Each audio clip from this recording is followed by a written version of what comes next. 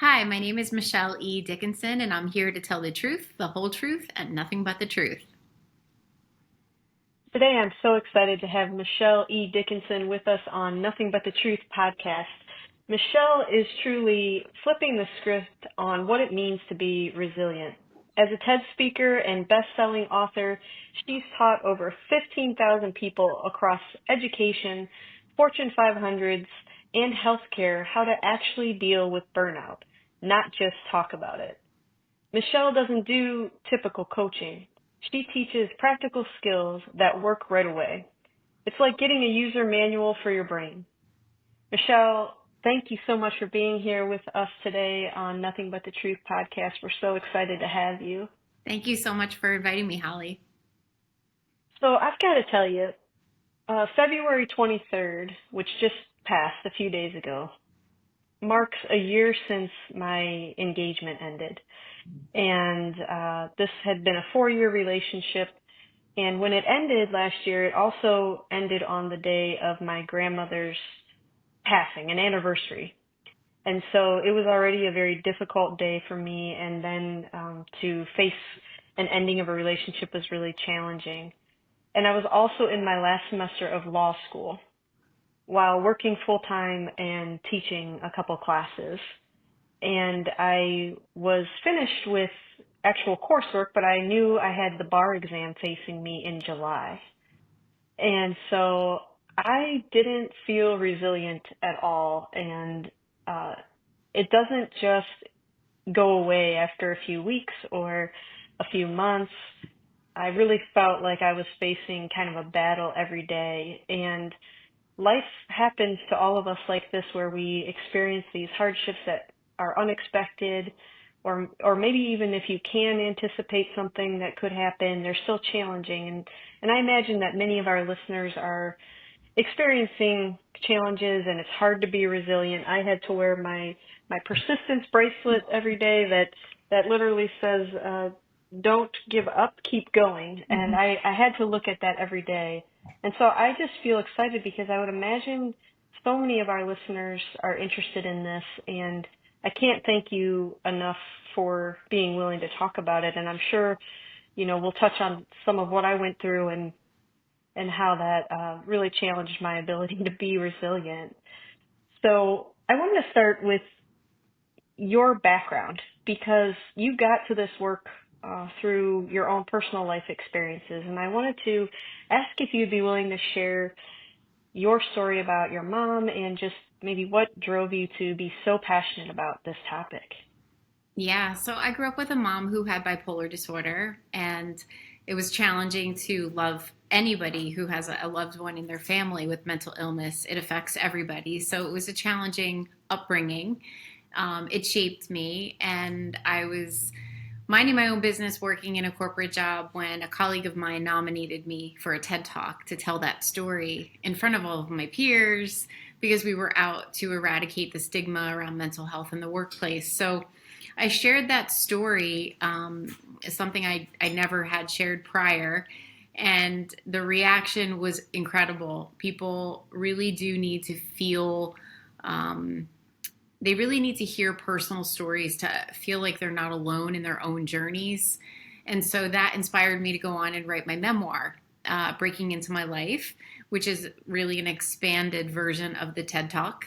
To help people understand what it's like to really love someone with a mental illness, how it shapes us, and how adversity ultimately serves us. At the end of the story of the memoir, I highlight how those adversities of growing up with my mom ultimately shaped me and taught me a lot, and actually serves me to this day. But all along, when I was doing the mental health advocacy, I always wondered, why are we talking about mental illness after the fact? Why are we not talking about the prevention of it? What are some of the things we could be doing to avoid burnout, to prevent depression? And so that's when Resilience as a Lifestyle was basically born, because I really wanted to help people realize they have agency, they have the ability to do more for themselves every day, so they can ebb and flow with the challenges that show up in life.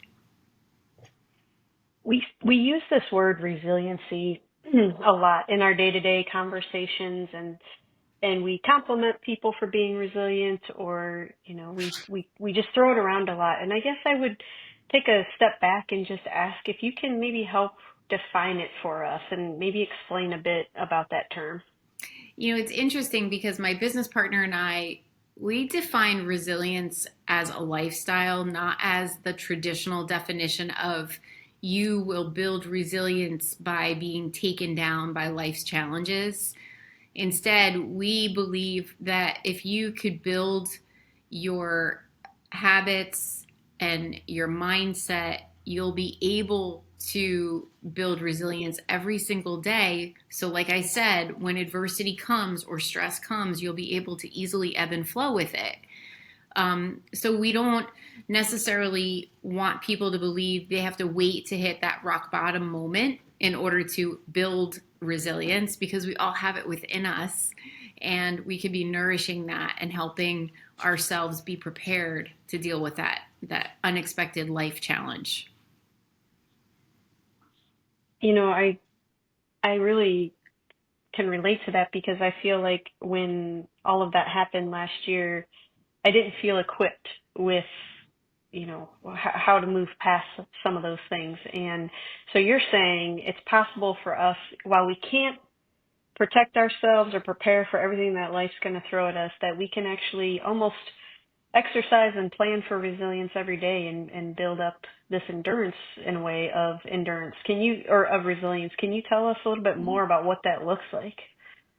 Yeah, so oftentimes when people come to me for coaching, I've had the privilege of coaching a lot of educators um, in secondary school and elementary school, um, and high school, and even corporate folks and healthcare. When they come to me, oftentimes they feel like they're on the brink of burnout, right? And they're like, okay, so how can you help me? And so what we do is we take a step back and say, let's take inventory, because we believe we are what we repeatedly do and we are what we repeatedly think, right? So therefore, if we can examine those two pieces, we can start to understand how we experience our day-to-day life, like whatever happens, right? So one of the things that we look at is how people think and how they view adversity, right? Do you believe life is happening to you, or do you believe life is happening for you? There's two very different ways to look at it. And if you believe that life is happening to you, oftentimes we're taking the resigned victim mentality. Instead, if we can start to learn to become curious about why these adversities show up, what are they here to teach us? What are they here to do to shape us? Like, I'm sure that you can now look back a year later and say, in the moment, it sucked. I was in the mud. It sucked. But looking back on it now and look at where I am now, it served me in these ways. But we can't ever see it when we're in it. So we really invite people to consider adversity and stress, just like a diamond comes from coal because of pressure. If we can start to look at what is this here for us? How is this here to serve us? Um, then we can start to handle our lens on stress and adversity, so that when the bigger things come along, we're not feeling like the victim, because we've suspended that mentality. Woe is me. It's happening to me. Like, no, okay, so what's it here to teach me? So, Do you feel like, for me, that was probably the most difficult loss that I've experienced, and then to be faced with this huge exam, that required so many hours of studying, it was just a lot. mhm. And so, it felt like I had to go through something that bad to realize that I can be resilient. Do you find that sometimes people need to hit that rock bottom and then they realize, wow, I'm tougher than I thought I was. I can do this. I think, absolutely. It's amazing. I'm training pretty hard with my girlfriend for fitness competitions, and every single time it's a hard workout, I get really like frustrated, but then afterward I'm like, "Oh my gosh, I totally had it within me." But if I didn't push myself through it, I would never realize. So it's almost like these challenges help us realize our true capacity. You know, if life had no challenge and no stress and no adversity, we'd never even start to see what we're capable of. So in many ways, it's a gift that serves us. I do agree with you. I think for me, last summer I had to make that decision. Okay, you enrolled for this test. You need to take this test. This is what you spent the last 4 years studying for and preparing for.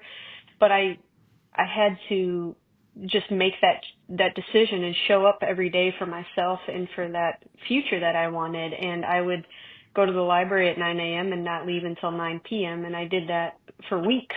And you walk out of there. I remember walking out the first day thinking, oh my gosh, I focused for 12 hours and I sat there and I did it and I'm okay. And I think I'm going to try it again tomorrow.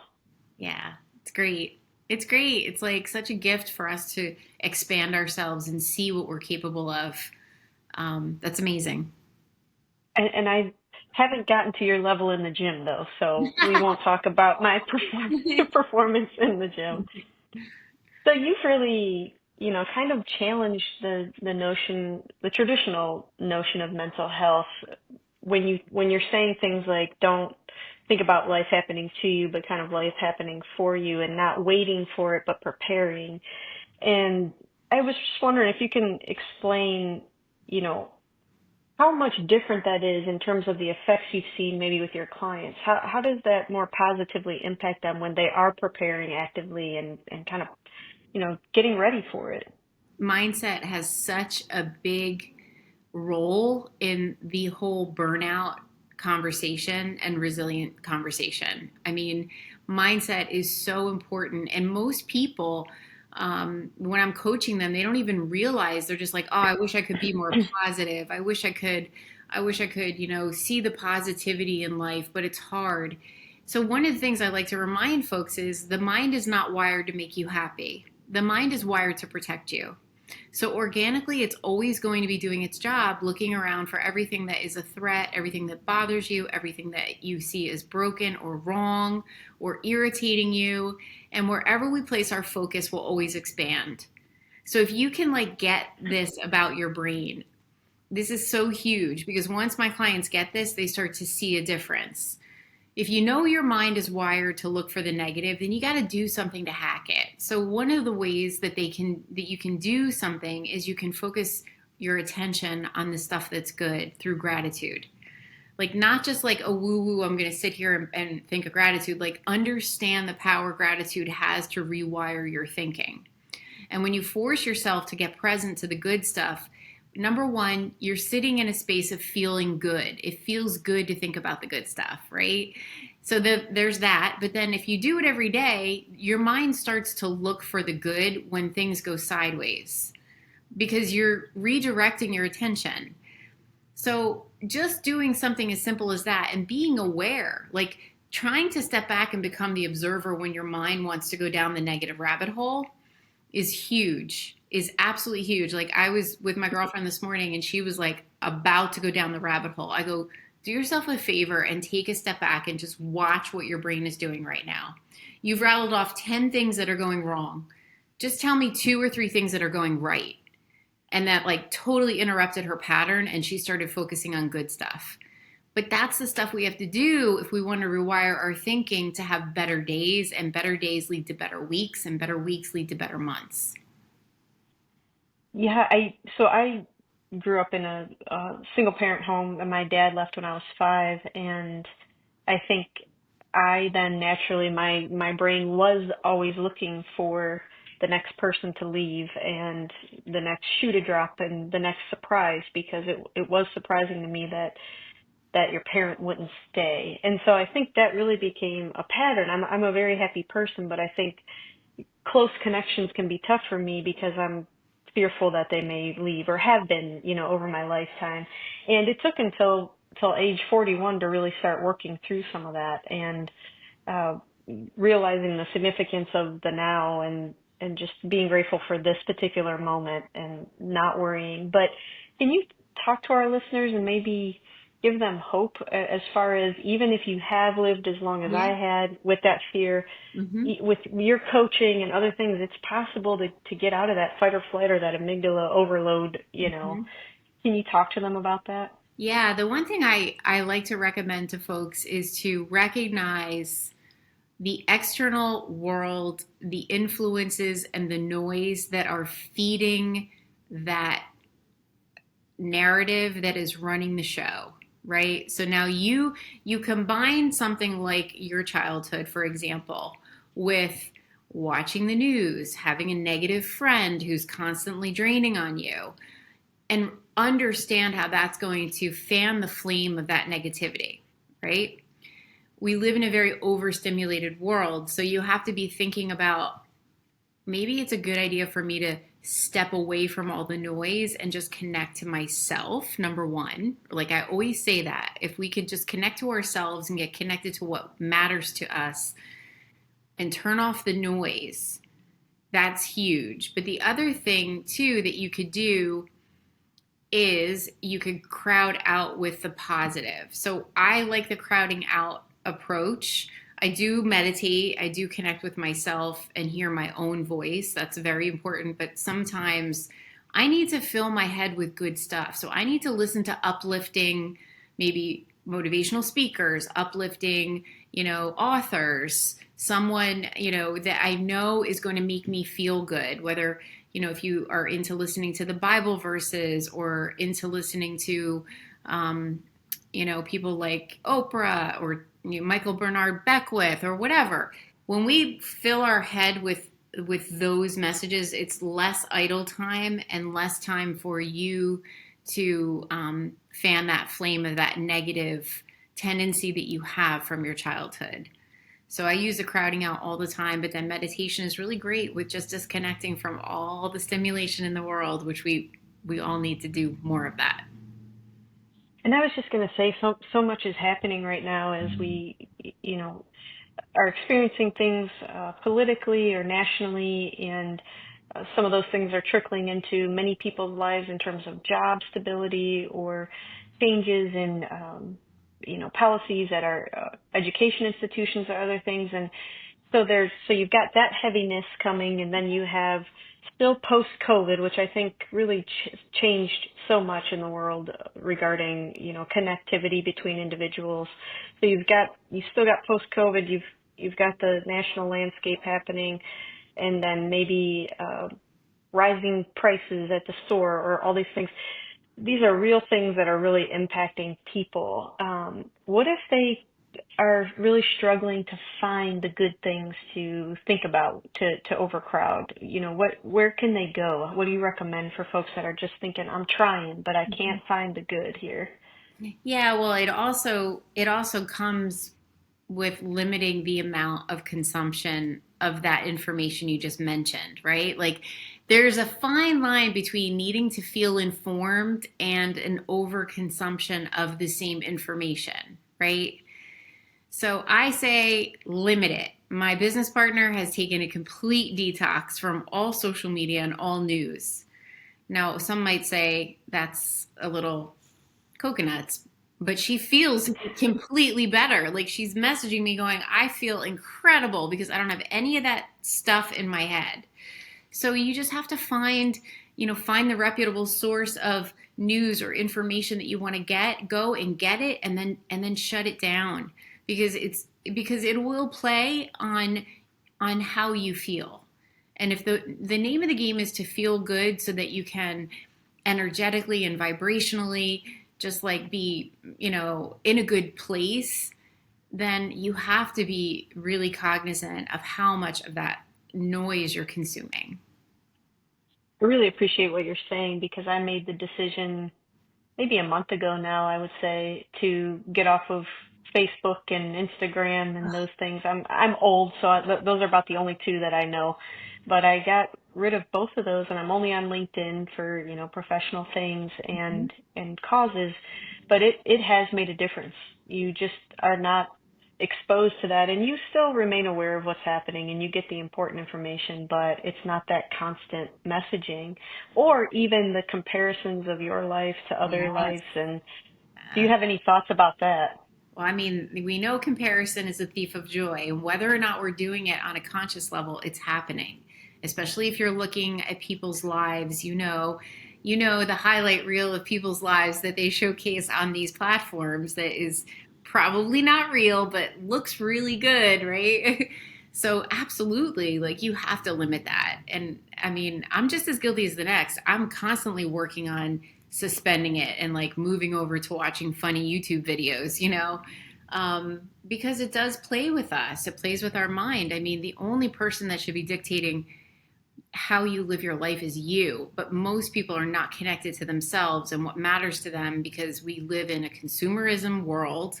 We live in a very stimulated world with all kinds of information coming at us. It takes something to step back and connect with you and know what you want. It's been wonderful.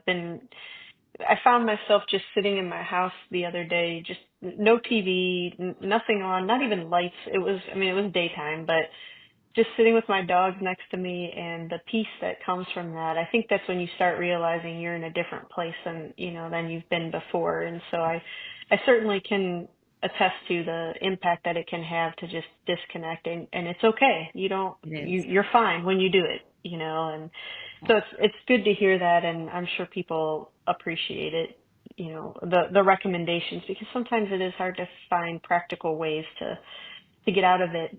The one thing that, I want to go back to burnout a little bit. Mm-hmm.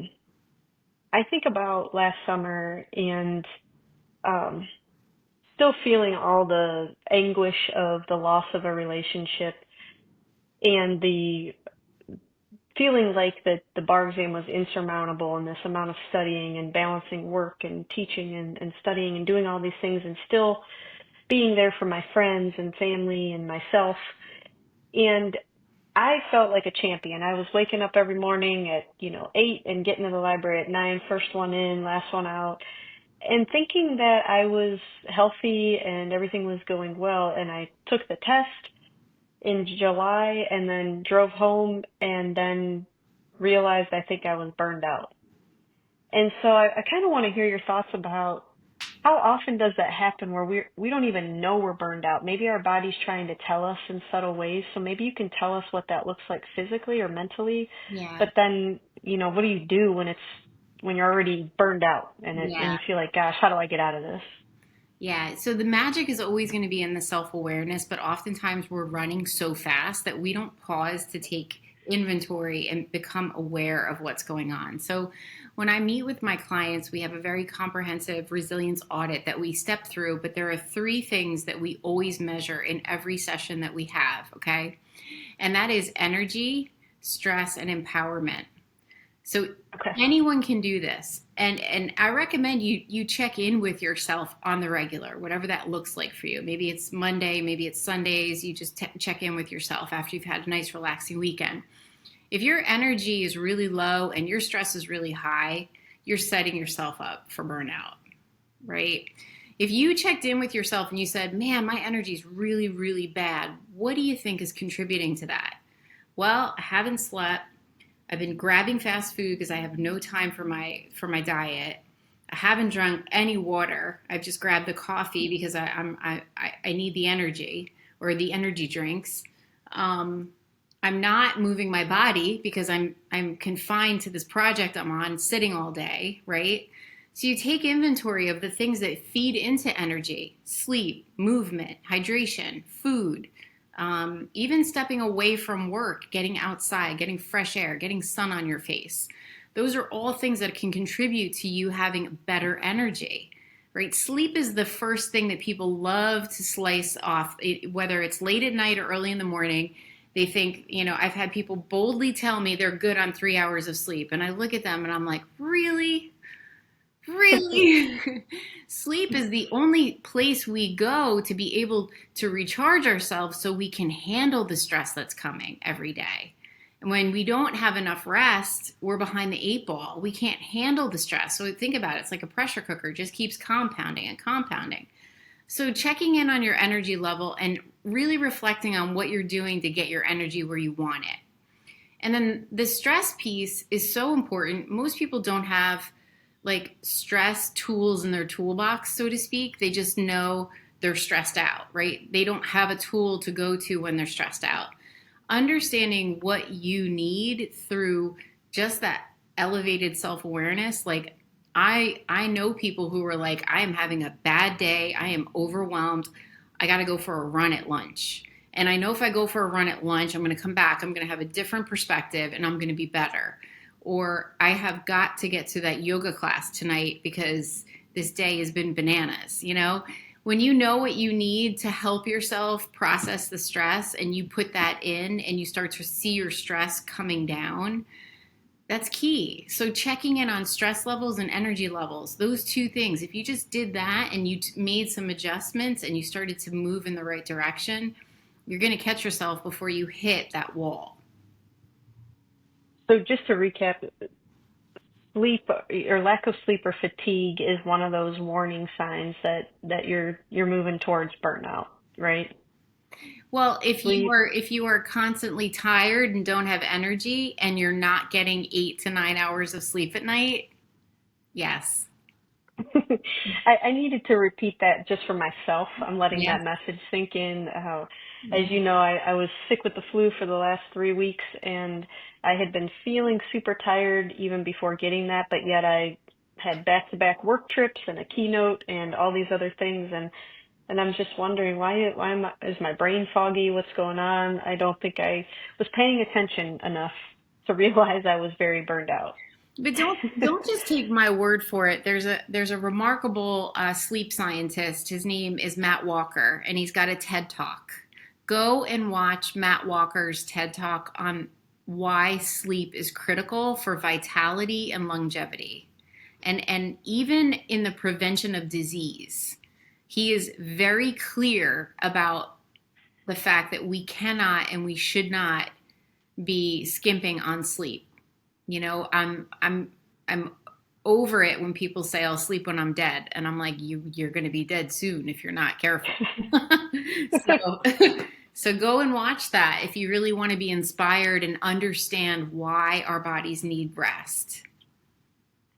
Yeah, and I have a chronic illness. I have lupus, and still wasn't thinking, sleep might have been the key to what I needed to help. And so I'm sure there are others out there who have these other things in their life that contribute even more than just the hustle and bustle of every day. Yeah. So for everyone listening, we got to make sure we get sleep.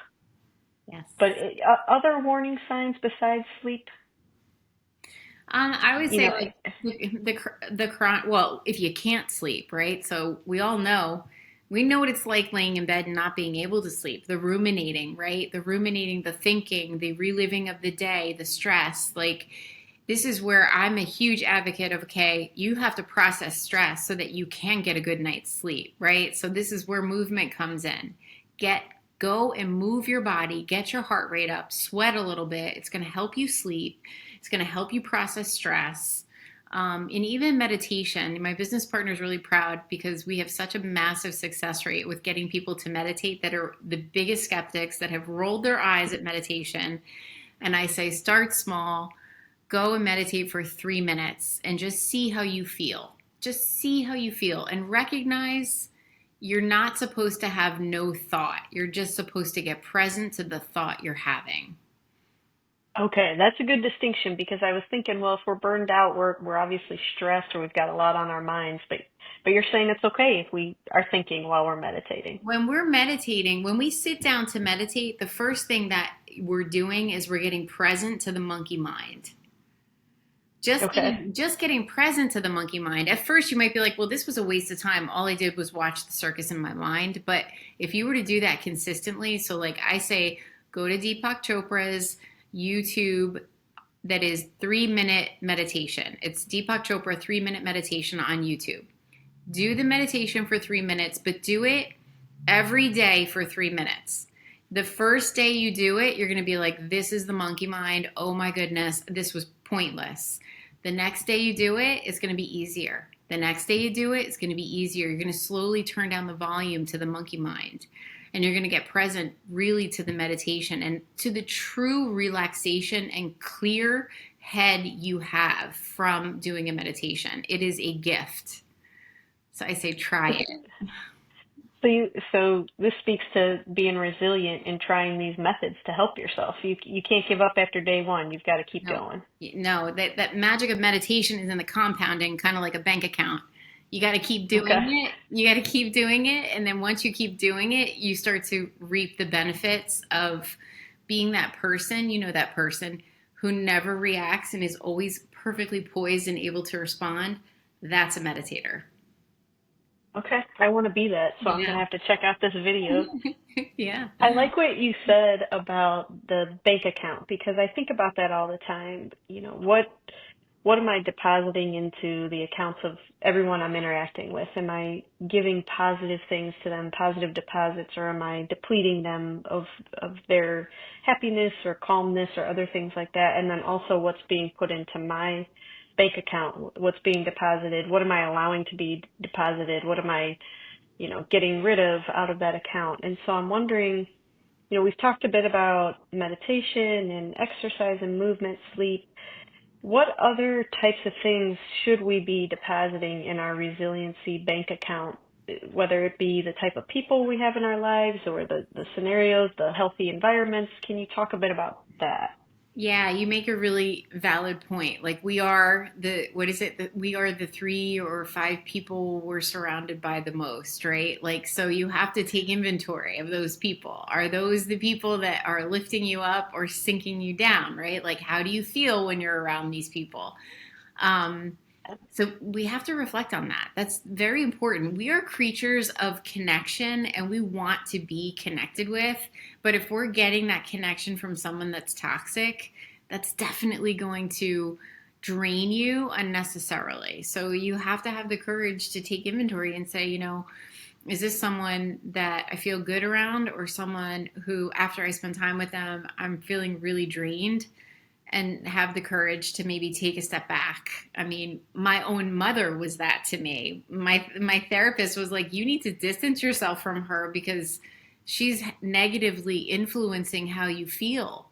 And I had to do that for my own well-being. So you have to also be checking in like get the connection because we need the connection, but be very aware of how you feel when you're around the people that you spend time with. And be willing to take action, which is tough, especially when it's relationship driven and Yeah. family, especially. So that's important advice for individuals. Just kind of taking stock of what you're depositing yourself and what you're allowing others to deposit and how it impacts your resiliency. So Yeah. I really appreciate that. Mm-hmm. One thing I wanted to talk about a bit more is the concept of self care. Mm-hmm. We hear a lot about self-care and everyone tells you to do that. So you hear people saying, "Oh, I'm going to get a massage," which I love, by the way, but they'll say get a massage or get something at the store for yourself or eat your favorite snack or those kinds of things. But what are some more actionable and meaningful practices that people can integrate into daily routines and maybe that piggybacks off of taking stock of people around us and caring for ourselves in that way? What other practices would you recommend besides the ones we've talked about? For sure. I mean, the idea is that you feel good as you can possibly feel one day at a time, right? So, this sleepy term of self care and I feel like it gets watered down, and people then discount the value of it. I say take little things, do little things to help yourself feel good, whatever that is. Obviously that is healthy. That's not going to be like I'm going to go and you know do something bad. Obviously a healthy vice, create healthy vices, create healthy habits. Again, we are what we repeatedly do. So something as simple as how you start your day can make a huge difference in how you feel. So if you're just going to focus, like self-care, I say put that on the shelf and just focus on how do I feel the best I can feel today. So the first thing I would say is how you start your day has a domino effect to how the day unfolds.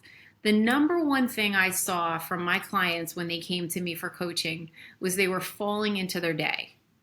They would wake Mm. up late, they'd hit snooze, maybe because they didn't get enough sleep, they weren't waking well rested. They'd hit snooze, and then they're late. They catapult out of bed, immediately high cortisol, high stress at the effects of their day. There's they're rushing, getting into the car, sitting in traffic, getting to the job. There's stress and pressure waiting for them at the job, right? So that's going to create a domino effect for how they experience that day.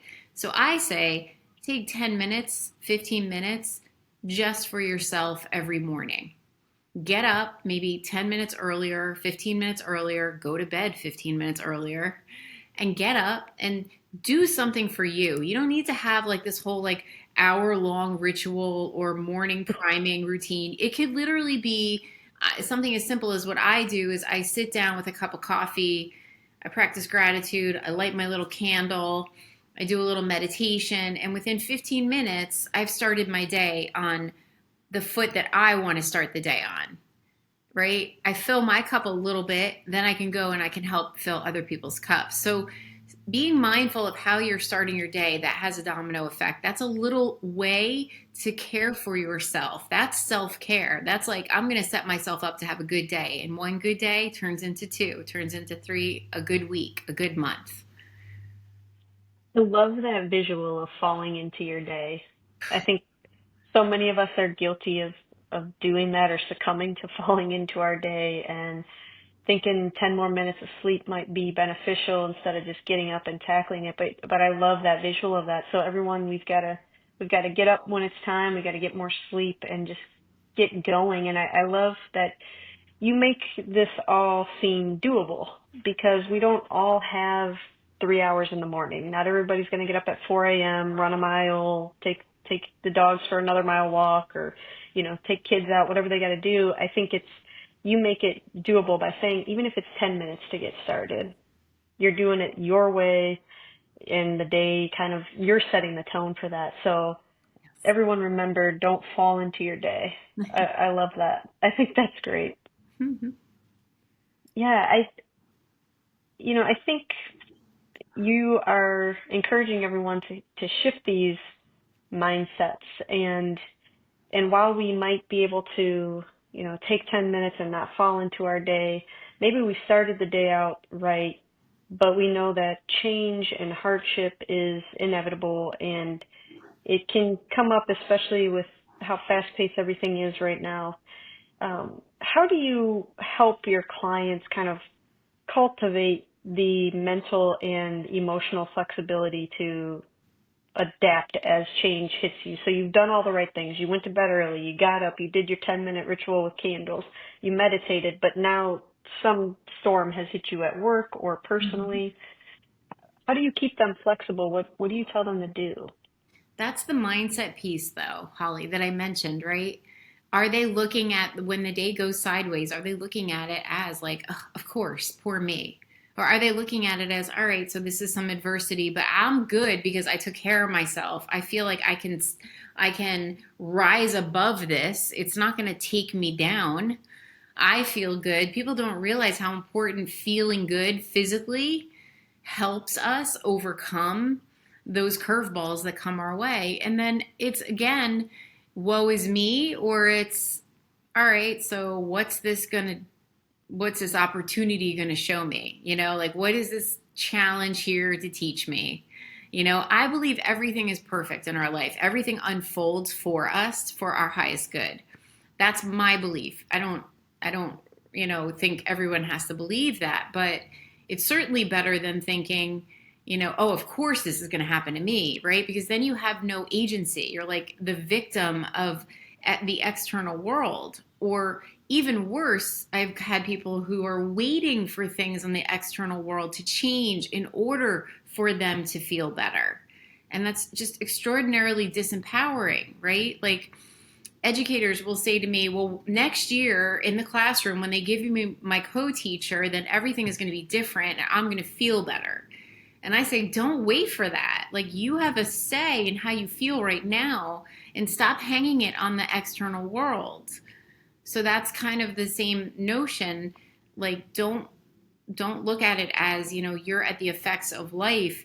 Consider that there's a reason why things show up for us to be able to overcome them and step up to the challenge and reveal to us our true capacity to handle whatever. It's a great segue into a question that I had. The impact of your book, Breaking Into My Life, which is a really intriguing title in and of itself, especially in light of the work that you do. And I'm wondering, how did writing that book help you in your own healing and your own resiliency? That book took me, I think, at the end of the day, over 5 years to write because it was incredibly challenging and cathartic. I literally would write chapters and have to step away for like months because it was so heavy, right? Like when you love someone with a mental illness, you see different sides of them. And as a little girl, you're at the effect of whatever mood that person has. So like my mom could be very mean, could be very abusive, and then she could be very loving and warm and happy and joyful, right? So it was really hard. So writing the book was cathartic for me because I was able to just expose all those different iterations of her. So it helped me heal over the writing journey. It really did help me heal. But then when I got to the end of the book, I got to write the epilogue. And the epilogue for me was the aha of holy crap, like, but look at how all of this served me, right? Like, look at how it served me. I would never be doing the work I'm doing, for example, right? Like, I would never be doing this resilience work at all if I hadn't gone through what I went through. I would never realize my capacity to overcome what I overcame. I I came I came out okay. I didn't like shrivel in the face of all of that. So for me, that book was instrumental in my healing journey. Helped me see um, that it was all there for me, and now gave me the fire in my belly to make a difference in the world. And I'm grateful for that. And you mentioned, writing the book, you gave a TED talk, you're doing podcasts, you're coaching, you're doing a lot of storytelling in these instances and a lot of sharing of your really personal moments of your life and struggles that you've had. And even with doing this podcast, I've been trying to do the same of just telling the truth about how hard some of this stuff is. It was really tough to lose your person that you thought you're going to be with forever and then take a test or do all these things. But I think in storytelling, you do heal. And I know people sometimes are afraid to be vulnerable and share. But I think, getting up in front of a group at a keynote and talking about it, or, writing a book or doing a TED talk or something, you are building resilience as you're sharing your story. And while everyone may not write a book or do a podcast or a TED talk, they still can share it with other people because I think other people get resiliency after being inspired by other stories, right? Yeah, I have to tell you a funny story about a woman I just recently met. She reached out to me after she read my book because she grew up with a mother that had bipolar disorder as well. And she felt like someone articulated her experience and therefore she felt less alone. So that's the power of storytelling is you create this pathway for people who might feel like it only happened to me to realize, oh my goodness, I don't feel so alone. You get my world. Someone gets what I went through. That's why it's so powerful and so extraordinary when people have the courage to tell their story. Yeah, and I'm so grateful that you did. And I think about people, especially post-COVID, that are still feeling like life has really changed and maybe they feel a bit more isolated, especially if they're working from home or not having some of those natural connections they could have, or, even the hours of stores have changed and things have just kind of really been different ever since. And so I think, being able to hear these stories that you're willing to share makes such a huge difference. And appreciate your willingness to come on here and to write your book and to do the TED Talk, which everyone should watch, and continue to train individuals across sectors. I guess I would like to close by asking you. This is called Nothing But the Truth podcast. So this is not a question that you were prepared for or anything. Not that you were, made aware of any of these questions we've been talking about, but you've been doing great. But my question would really be just for you to give an honest response to, what is the truth about burnout and resiliency? What's just the dirty truth about, burnout and how tough it can be, but how powerful maybe resiliency can be? I think those two words are connected to